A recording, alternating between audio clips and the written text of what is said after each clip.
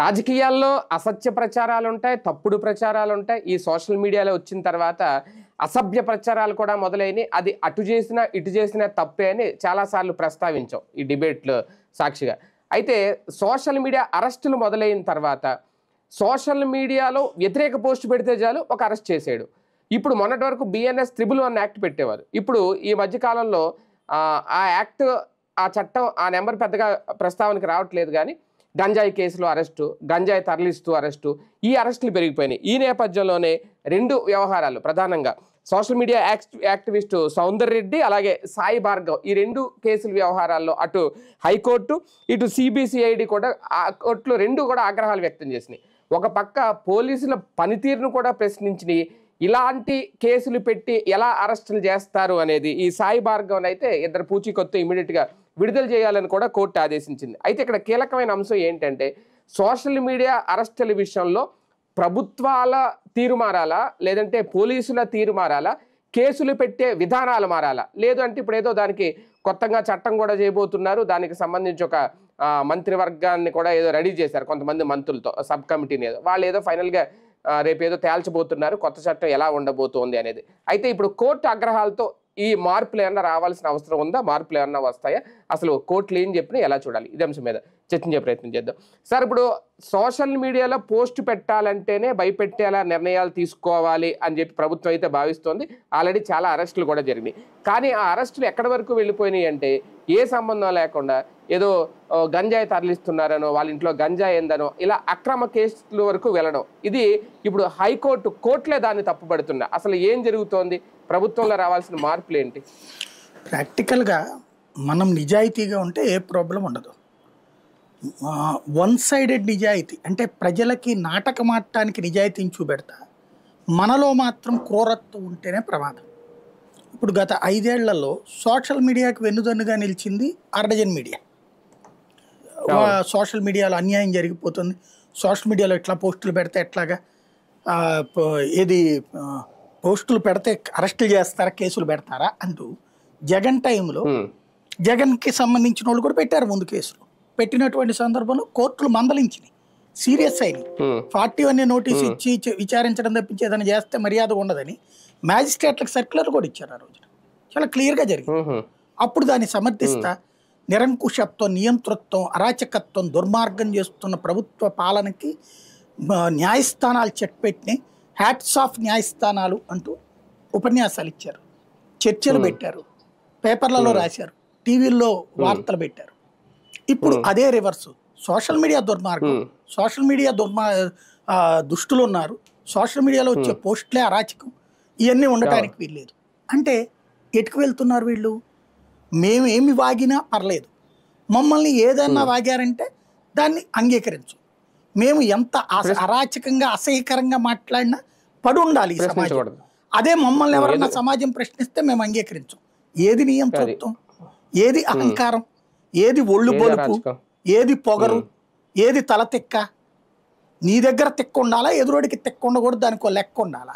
నీ దగ్గర బలుపు ఉండాలా, ఎదురోడు మాట్లాడేటప్పుడు మాత్రం బాధ్యతగా తల ఉంచుకుని బానిసలాగా బ్రతకాలి. ఇది సమాజంలో సాధ్యమేనా? ఎన్ని రోజులు నిర్బంధిస్తావు, ఎన్ని రోజులు ఆపుతావు? నేను ఖచ్చితంగా ఒక మాట చెప్తా, సంస్కారహీనమైన భాష సోషల్ మీడియాలో ఎవడు పెట్టినా తప్ప, ఇంక్లూడింగ్ మనం పెట్టినా తప్ప. మనం పెట్టం ఎప్పుడు కూడా. లమ్ కొడకలు, ముమ్ కొడకలు ఇట్లాంటి ఎప్పుడు పెట్టలేదే. లేదా ప్రభుత్వాలకు సంబంధించినటువంటిది జగన్ హయాంలో కూడా ఇదిగో సో చోట కొట్టారట చూసుకోండి, ఏంది ఇది, ఇట్లాంటి దరిద్రం ఏంటి, ఇదేం అహంకారం, ఇదేం బలుపు అని ప్రశ్నించిన సందర్భాలు ఉన్నాయి. రాజ్యాధికారం అనేటటువంటిది బలుపు ఉండకూడదు అన్నటువంటి విషయాన్ని మాట్లాడాం మనం అనేక సందర్భాల్లో. అలాగే చంద్రబాబు గారిని గురించి, వాళ్ళ కుటుంబాన్ని గురించి విమర్శించినప్పుడు తప్పు పట్టిన వాళ్ళం మనం. అంటే ఎవరు తప్పు చేసినా తప్పు అనాల, తప్పుని తప్పు అనడంలో తప్పు లేదు, కానీ తప్పుని లేని తప్పుని చూపించడం. సోషల్ మీడియాలో ఇప్పుడు ఎరువులకు సంబంధించి ఒక పోస్ట్ పెట్టారు, ఆ విషయంలో చేసిన చర్య ఖచ్చితంగా క్రూరత్వం, దుర్మార్గం, అహంకారం. ఏంటంటే కట్ చేశారట, ఏది ఎరువులకు సంబంధించినటువంటిది ఎక్కువ వాడద్దు, క్యాన్సర్ వస్తుంది అని ఆయన చెప్పింది, ప్లస్ ఎరువుల కొరత అన్నటువంటి దాని గురించి. ఆ రెండు కలిపితే తప్పేం లేదే, దాన్ని అర్థం చేసుకునే వాళ్ళకి తెలుసు కదా, దాన్ని బేస్ చేసుకుని అదేదో ఆర్టిఫిషియల్ అనలిస్తో మార్పింగ్ చేశారంటూ తప్పుడు ప్రచారం. అవసరమా అది? వాటి ఆర్టిఫిషియల్ ఇంటెలిజెన్సే ఉంది. అదే కదా. ఈవెన్ నిన్న అసెంబ్లీలో చంద్రబాబు గారు మాట్లాడినప్పుడు కూడా ఎరువుల గురించి మాట్లాడుతున్నప్పుడు, ఎరువుల కొరత గురించి మాట్లాడుతున్నప్పుడు మళ్ళీ నువ్వు ఎందుకు ఆ మాట మాట్లాడటం? ఆ టైంలో మాట్లాడచ్చు. అది నువ్వు నిదానంగా ఫస్ట్ ఏదైనా సరే నెత్తిని రుద్దుతావా? లేదు కదా, చైతన్యపరచాలి. ఇద్దరు పిల్లలొద్దు, ముగ్గురు పిల్లలొద్దు, ఇద్దరు పిల్లలు ముద్దు, ఇద్దరొద్దు ఒక్కడు ముద్దు, ఇవి ఒక్క రోజులో చేసేసి అందరికి ఫ్యామిలీ ప్లానింగ్ ఆపరేషన్ చేసేసారా? బిడ్డగానగానే కట్ చేసి పడేశారా? ఎమర్జెన్సీ కాదు కదా. మనం జనాలు చైతన్యపరిచాం. ఓ 10-20 ఏళ్ళు 30 ఏళ్ళకి వచ్చేటప్పటికి సిస్టమ్ అయింది. ఇప్పుడు మళ్ళీ ఏమంటున్నాం, మేము 40 ఏళ్ళ తర్వాత చూస్తాను, 100 ఏళ్ళ తర్వాత చూస్తానని చెప్పిన అదే చంద్రబాబు గారు ఎక్కువ మందిని కానండి అంటున్నాడు. మరి అంటే ఆయన విజన్ తప్పనినే తేలిందిగా. అక్కడ విజన్ అనేటటువంటిది అర్థం లేకుండానే ఆలోచించకుండానే ఆ రోజున అట్ట మాట్లాడి పిల్లల్ని తక్కువ కనిపించారని తెలిసింది కదా. అప్పుడు అంటే విజన్ నేను కరెక్ట్ అని 24 గంటలు అనుకుంటాడు ప్రతి మనిషి, ఇంక్లూడింగ్ నేను కూడా అనుకుంటా. కానీ తప్పు ఉన్నప్పుడు ఒప్పుకోవాలా, ఇదిగో ఇది పొరపాటు జరిగింది అన్నటువంటిది. అలా కాకుండా తప్పుని సమర్థిస్తూ చెయ్యని తప్పుని ఎదురోళ్ళ మీద రుద్దుతా, లేదా నాకు వ్యతిరేకంగా మాట్లాడితే నేను అంగీకరించలేనంటే అప్పుడు నిన్నెందుకు అంగీకరించాలి? నువ్వు ప్రతిపక్షం నుంచి ఎట్లా అధికారంలోకి వస్తావు? ఇంతకుముందు ఎట్టొచ్చావు నువ్వు? అదే కదా ప్రజాస్వామ్యం అంటే. ప్రజాస్వామ్యంలో నీ వాదన నువ్వు జనం దగ్గరికి చెప్పు, వాళ్ళ వాదన వాళ్ళని చెప్పని.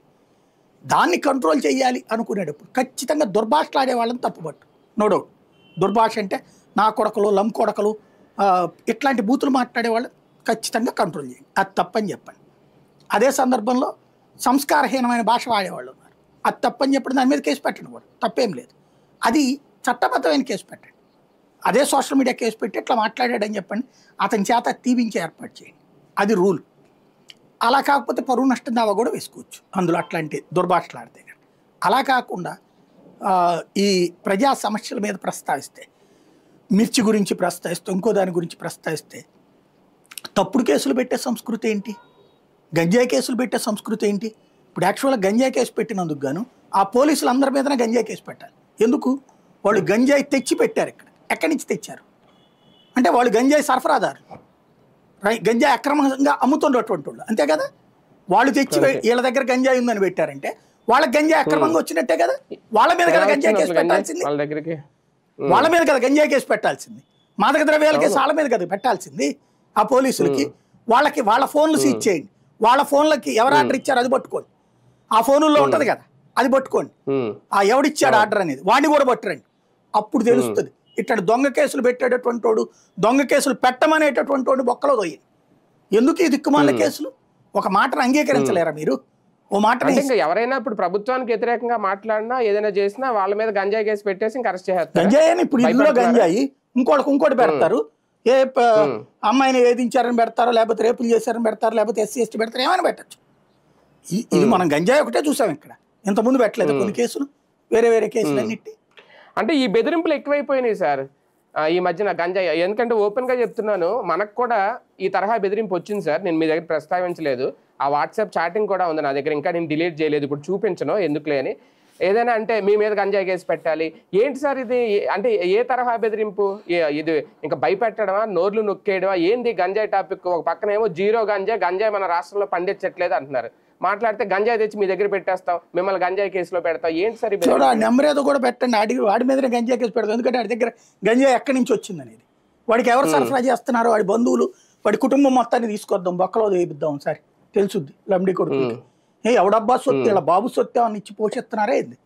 వీళ్ళు ఇష్టం వచ్చినట్టు కోతలకు వస్తే పడి ఉండడానికి గంజాయి కేసులు పెడితే నీకు చేతనైతే తప్పు అయితే కనుక మాట్లాడు. తప్పుడు కేసులు పెడతానంటే ఎట్టగా, దొంగ కేసులు పెడతానంటే ఎట్టగా? ఇప్పుడు మనం మాట్లాడుతున్నాం నిజాయితీగానే మాట్లాడుతున్నాం, నిర్భయంగానే మాట్లాడుతున్నాం, మనం ఏం తప్పుడు మాటలు మాట్లాడట్లేదు. జర్నలిజం ఫీల్డ్ లో 30-32 ఏళ్ళ నుంచి కొట్టుకు వచ్చింది ఎందుకేంది? సమాజానికి సంబంధించినటువంటి అంశాల మీద ప్రస్తావించడానికి.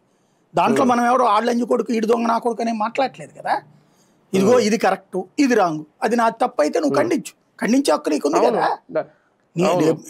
మన మీద సోషల్ మీడియా ప్లాట్ఫామ్లో ఎన్ని పెట్టలేదు ఏంది? ఏమన్నా మనం వెళ్ళి ఆడ మీద ఏమన్నా కొట్టామా, తిట్టామా, లేకపోతే కేసులు పెట్టామా? ఏ రోజున మనం అట్ట పెట్టుకోలేదు. రైట్, వాడి హక్కు, వాడి బూతులు తిట్టిన రోజున కూడా మనం దానికి సమాధానం చెప్పాను తప్పించి ఆ తర్వాత వదిలేశారు. వాడి బూతులు తిట్టేవాడికి మనం సమాధానం చెప్పేది చండాలంగా వదిలేశారు. ఇంకా ఎందుకంటే మనం ఒకటి సుదీర్ఘకాలం నుంచి చూస్తున్నాం, ఎప్పుడెప్పుడు ఎన్టీ రామారావు పరిపాలన దగ్గర నుంచి చూసాం, చంద్రబాబు పరిపాలన చూసాం, రాజశేఖర రెడ్డి పరిపాలన చూసాం, రోసే పరిపాలన చూసాం, నేదురుమల్లి జనార్దన్ రెడ్డి పరిపాలన చూసాం, కోట్ల విజయభాస్కర్ రెడ్డి పరిపాలన చూసాం, మరి జానారెడ్డి పరిపాలన చూసాం. అట్లాగే వీళ్ళందరి పరిపాలన మన కళ్ళెదురుగుండా జరిగినాయి చూసాం ఇప్పటిదాకా. ఆ చూసినటువంటి పరిపాలనల కారణంగా అప్పట్లో ఉన్న బలం ఏంటో తెలుసు, బలహీనత ఏంటో తెలుసు, వాళ్ళు చేసిన తప్పు ఏంటో తెలుసు, ఒప్పు ఏంటో తెలుసు. ఒప్పు చేసింది ఎదగాలని కోరుకుంటాం, సమాజం అనేది ఎదగాల, అందులో లోపాలు ఉంటాయి, లోపాలని సరి చేసుకోవాలి. పనిచేసేవాడు ప్రతి ఒక్కడికి లోపం లేదని అనుకుంటాడు, కానీ ఆ లోపాల వల్లనే వ్యవస్థలు నాశనం అవుతాయి. హైదరాబాద్ అద్భుతం అనుకున్నాం, ఇప్పుడు చివరికి ఎంజీబీఎస్ బస్ స్టాండ్ కూడా మునిగింది. ఏంటి అక్కడ మెయింటెనెన్స్ ఎక్కడ లోపం ఉంది? ఆటోమేటిక్గా అంటే కాలమాన పరిస్థితులకు అనుగుణంగా జరిగే ప్రతి అంశానికి సంబంధించి గతంలో ఉన్న అనుభవాల సారాంశంలో నుంచి తెలుసుకుని ఇదిగో ఇది మంచి జరగాలి అని కోరుకుంటాం మనం. అది తెలంగాణ అయినా ఆంధ్ర అయినా దేశమైనా సరే. అది రుచించకపోవచ్చు నీకు, దాంట్లో నువ్వు చేసేది కరెక్ట్ అనిపించచ్చు నీకు, కానీ అందులో ఉన్నటువంటి లోపం చెప్పినప్పుడు బాధ్యతగా స్వీకరించు, లేదా వ్యతిరేకించు, విభేదించు. You have that right. నీకు విభేదించే హక్కు ఉంటుంది, విభేదించడం అనేది నీ హక్కు. అదే సమయంలో విభేదించి నా హక్కును కూడా గౌరవించు, నువ్వు నా హక్కును గౌరవించు, నీ హక్కును గౌరవింపు చేసుకో.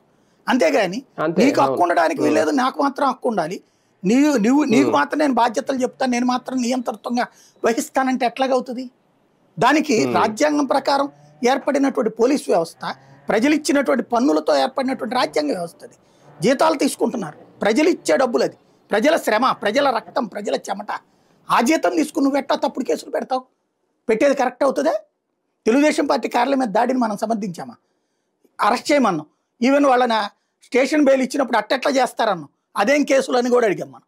గన్నవరం కార్యాలయం మీద దాడి అప్పుడు ఊరుకున్నాం మనం, తప్పని మాట్లాడాం కదా. ఏదైనా సరే చంద్రబాబు గారి ఇంటి మీద దాడికి సంబంధించినటువంటి తప్పన్నామా రైట్ అన్నామా?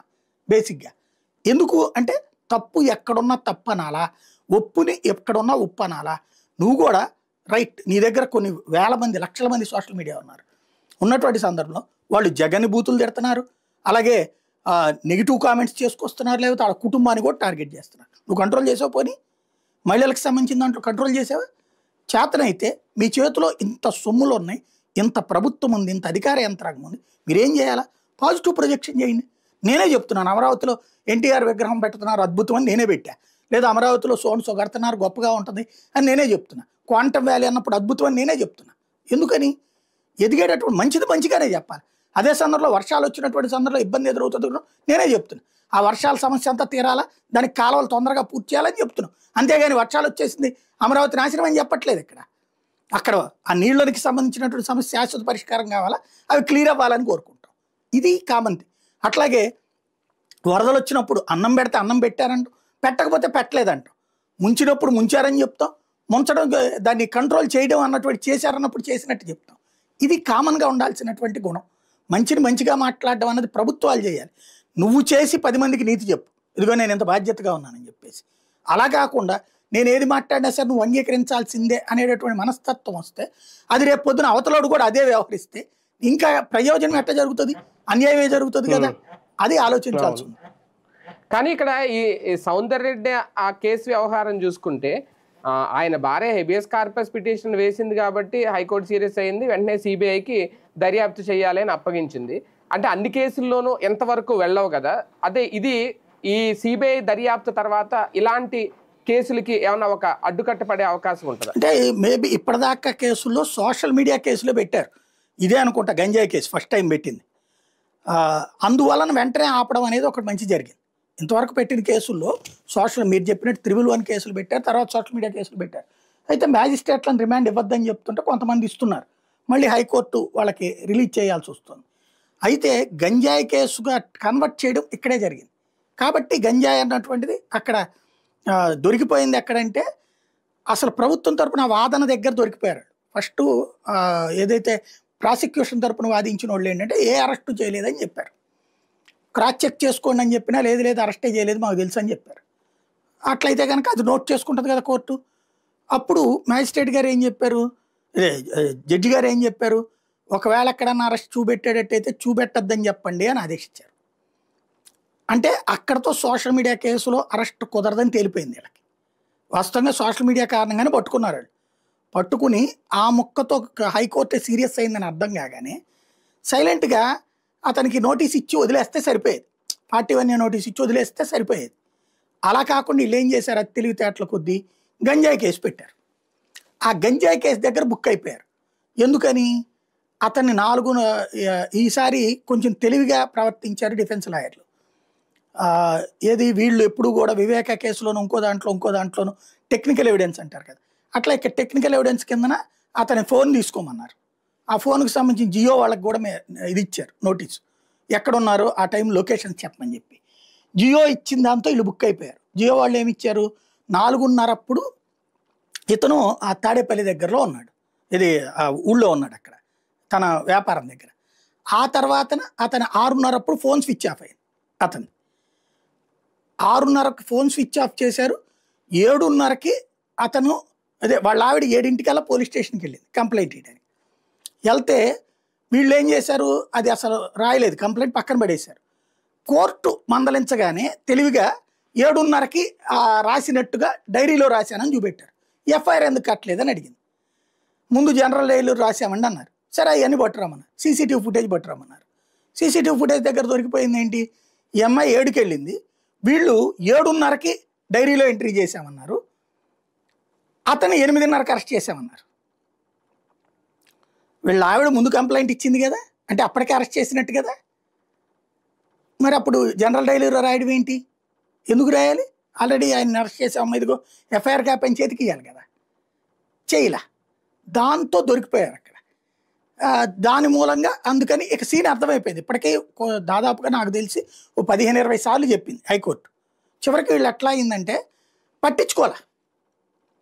ఇప్పుడు అప్పట్లో కనుక జడ్జీలను విమర్శిస్తా వైసీపీ వాళ్ళు కామెంట్ల మీద కామెంట్లు చేస్తే దానికి జడ్జీలు మందలించినా పట్టించుకోలేదు వీళ్ళు.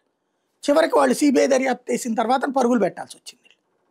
అంతే కదా. అప్పుడు అట్లాగే ఇప్పుడు ఆ రోజున కొంచెం టైం ఎక్కువ పట్టింది, ఇప్పుడు టైం తొందరగా అయింది, అంతే తేడా. అంటే వాళ్ళు అట్లాంటి తప్పుడు వ్యవహారం చేయడానికి టైం ఎక్కువ తీసుకున్నారు, వీళ్ళు ఆరంభంలోనే చేసేసారు, అంతే తేడా. సార్ ఇందులో పోలీసుల తీరును కూడా తప్పుపడుతుంది కోర్టు. అయితే ఇక్కడ పోలీసుల మీద ఉన్న ఒత్తిడి చూడాలా, లేదంటే పోలీసులు కూడా కొన్ని సందర్భాల్లో అత్యుత్సాహం ఏమైనా ప్రదర్శిస్తున్నారా ఒత్తిడి వల్ల, లేదంటే ప్రభుత్వం పైనుంచి ఆదేశాల వల్ల? ఇక్కడ పోలీస్ శాఖకు సంబంధించి 2 క్లియర్ కట్ ఇష్యూస్ ఉన్నాయండి. ఒక వర్గం వచ్చేటప్పటికి వాళ్ళు అక్కడ ప్రభుత్వాల దగ్గర తాము గొప్ప, అంటే తమకి కావాల్సిన పోస్టులు వేయించుకోవడం కోసం పూర్తి బానిసత్వం చేసేస్తున్నారు. వాళ్ళ వలన వచ్చేటటువంటి సమస్యలు ఎట్లాంటి. రెండవ వర్గం వచ్చేటప్పటికి ప్రభుత్వం చెప్పినప్పుడు తప్పదు కాబట్టి చేస్తున్నారు. వాళ్ళు ఏమి మనస్ఫూర్తి కక్షలేం పెట్టుకోవట్లా. ఒక వర్గం ఏంటంటే కార్యకర్తలాగా బిహేవ్ చేస్తున్నారు, కట్టర్ కార్యకర్తలాగా. మిగతా వర్గం ఏంటంటే నా డ్యూటీ ఇది, వాళ్ళు ఏమిస్తాం తప్పు కానీ తప్పట్లేదు అని చేస్తున్న వాళ్ళు ఉన్నారు. మాకు అట్లాంటి తప్పుడు పనులు చెయ్యమని ఎదిరించేవాడు మాత్రం ఎవరు లేరు. అది వాళ్ళని కూడా ఏమనలేము, ఎందుకంటే వాళ్ళు మానసికంగా వాళ్ళు కూడా ఒత్తిడి ఫీల్ అవుతున్నారు ఖచ్చితంగా. కానీ ఏం చేయలేదు. సార్ ఇటువంటి విషయాల్లో సిబిఐ దర్యాప్తు జరగడం, ఒక సోషల్ మీడియా యాక్టివిస్ట్ అరెస్ట్ అనేది మేబీ ఇదే ఫస్ట్ టైమా? అంతే. అంటే అంతకుముందు సోషల్ మీడియాలో పోస్టులు పెట్టి వాళ్ళని అరెస్ట్ చెయ్యని వ్యవహారం మీద సిబిఐ దర్యాప్తు చేశారు జగన్ ఉన్నప్పుడు సిబిఐ దర్యాప్తు అట్లా జరిగింది. అప్పుడే కదా అనేక మంది వైసీపీ కార్యకర్తలను అరెస్ట్ చేసింది.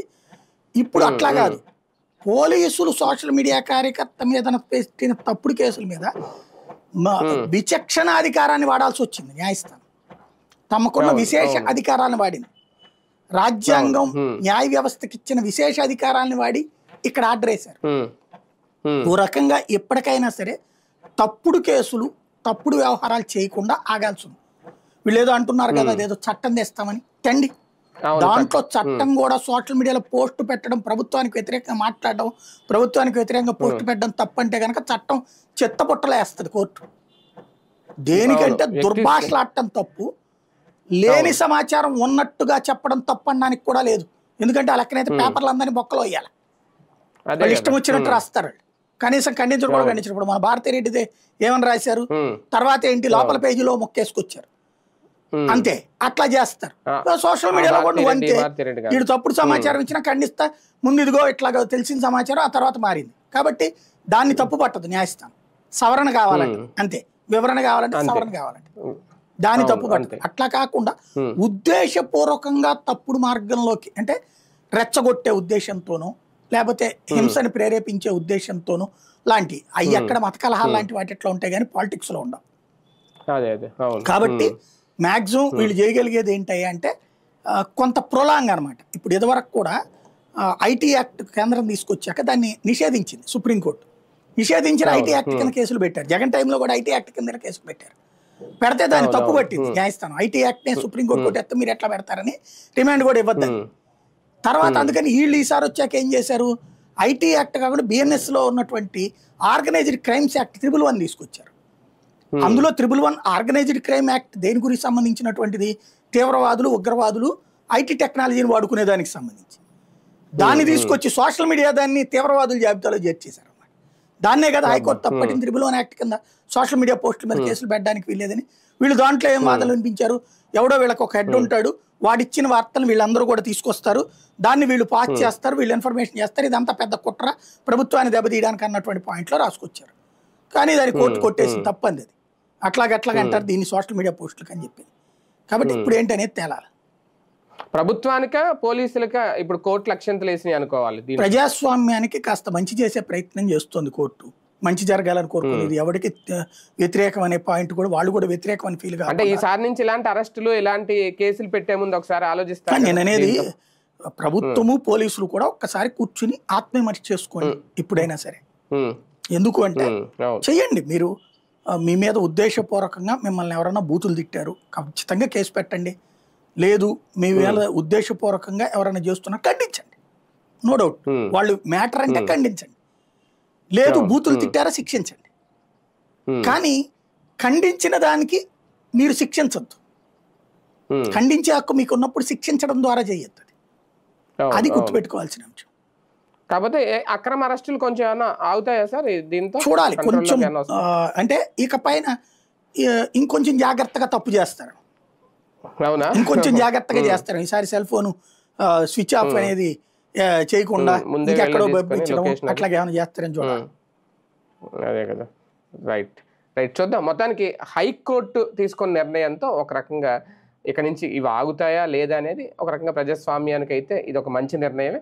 ఇక రేపు సిబిఐ దర్యాప్తు తర్వాత ఈ కేసుల్లో ప్రధానంగా ఎలాంటి విచారణ బయటకు వస్తుంది, ఎలాంటి వివరాలు బయటకు వస్తాయి, ఇక ముందు ఎలా ఉండబోతుంది దీనికి సంబంధించి వేచి చూద్దాం.